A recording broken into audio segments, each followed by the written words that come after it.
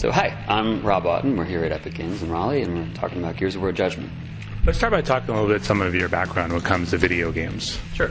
I mean, I play games as I'd play games. I've never stopped playing games, I guess is the easiest way to put it, though I may have tried to briefly once or twice. But, I've been working more or less in and around games for the better part of the last 10 years. Worked on a bunch of stuff kind of as a writer, and came into games through animation, and worked on non-interactive sequences, and then kind of came to quickly realize that I was sort of missing out on the most fun of the game, which is actually the parts that people get to play. And so worked a little bit in production, kind of worked with a lot of studios, learned some of the ins and outs and some of the methodology, and then met Tom, and we kind of said, hey, there's some stuff we love this art form, we love this medium, maybe there's some things we can do if we kind of put our powers together. And we were lucky enough to convince the guys here at Epic that we were capable to write their next title. And when it comes to game storytelling, you talk about how you've seen it evolve just in the time that you've been playing games. Sure.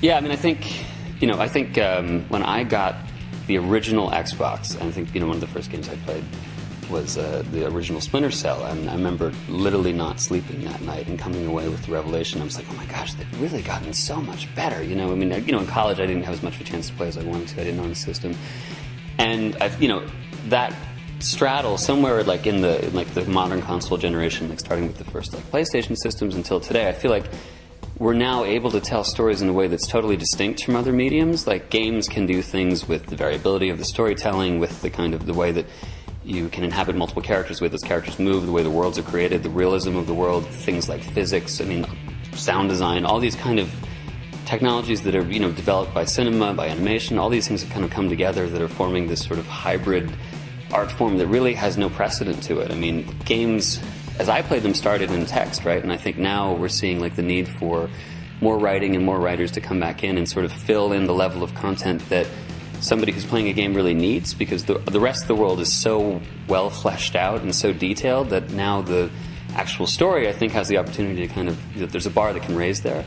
And so that's just been a real interesting transition. And this title was really important for me because there are multiple stories within the game. There are things that you can discover in one playthrough that you may not see in a second playthrough, and vice versa. So this to me felt like the opportunity to work in the Gears medium, which is something that's always been cinematic and somewhat linear, but then kind of take both the Swan system, which is more dynamic, and the kind of content which is arranged more dynamically, and make something that's distinctly gamey, and what I think is the best and most kind of modern possible way. And you just referenced it a little bit, but can you talk about how the classified versus declassified playthrough of the game will influence things that story-wise? Sure.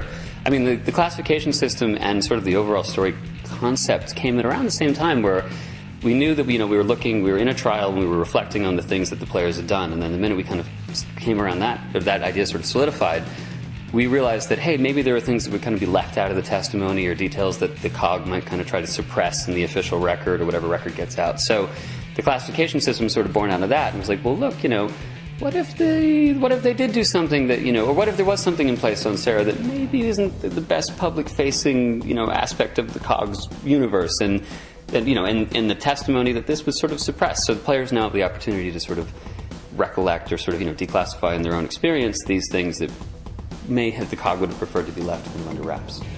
What do you feel, from a story perspective, the animosity that exists between the COG and the UIR, on top of the conflict that's going on with the Locusts? Sure.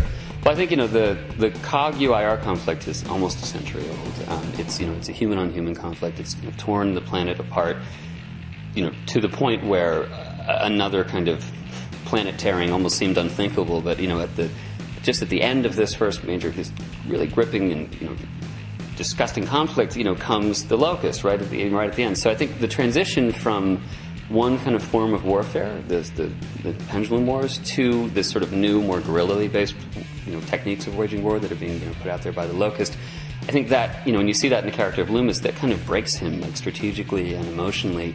He doesn't know how to process this new war, and I think that's what we're seeing in the game is, Kilo Squad, they adapt quickly because they're, for the most part, new at being soldiers, so they just kind of have to go with what makes sense for them, whereas their orders and their superiors are, stuck in a mindset that's more in line with this old way of fighting.